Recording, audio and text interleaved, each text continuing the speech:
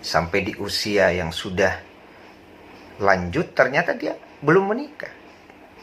Tapi memang ada menikah, yang belum menikah ini memang karena belum dapat jodoh. Ya, memang ada, belum dapat jodoh. Ini tidak termasuk yang terkena santung pelalai. Ya.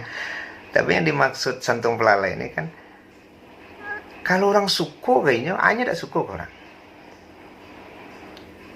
Ya. Jadi kalau nya suko orang tidak lo suko kayaknya. Ya. Jadi ini kan santung pelalai itu Mas.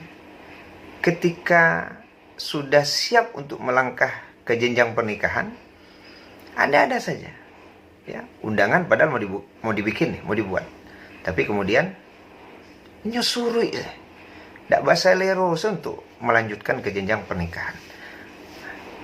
Sehingga ada yang bilang atulah karena santung pelalai itu Mas.